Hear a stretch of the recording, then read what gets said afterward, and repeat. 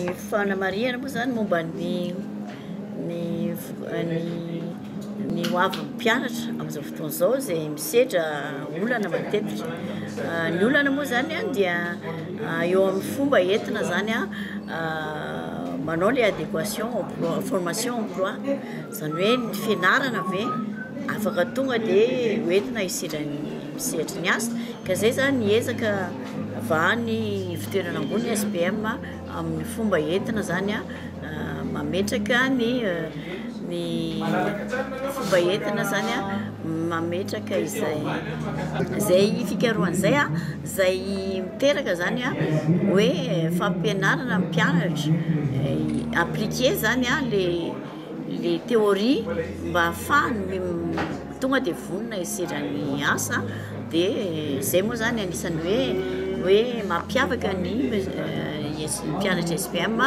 fa rehefa any amin'ny sehatra ny asa zany dia tonga dia mora be ny insertion ny fiasana, ary zay no mampatonga ny mpianatra SPM be mpitady matetika izay atao amin'ny sekoly tsy maharaka n'ireo offre d'emploi dia apetraky ny orinasa aty aminay. Raha fahitako ny olana mety mitranga amin'izay fikarohana zay amin'izay fikarohana zay dia ny fomba hoentiny zany ny olana tsy arakaraky ny fomba entinao manentana azy ihany, fa amin'izao fotoana izao moa zany anisany mahamora ny fikarohana dia ny fisian'ny tranokala zay afaka hitadiavana information sy ahafahana mahafantatra ihany koa ny fivoarana ara-teknôlôjia, ara-teknika,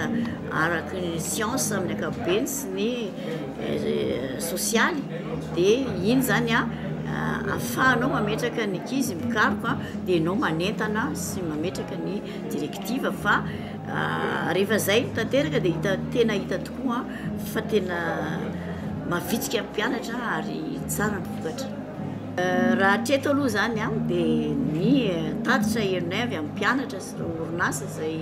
mandray ny mpianatra dia mame fahafaham-pony tokoa. Ny mpianatra moa raha fanontaniana apetraka hoe inona tena nampamora ny fidiranareo misedra ny asa, dia anisan'ny valiny dia miezaka zany zay ina moa zany filazana ankizy anazy combativité, tsy maintsy hatratrarana le résultat ao anatin'le fotoana amoahana ny vokatra ao amin'ny période.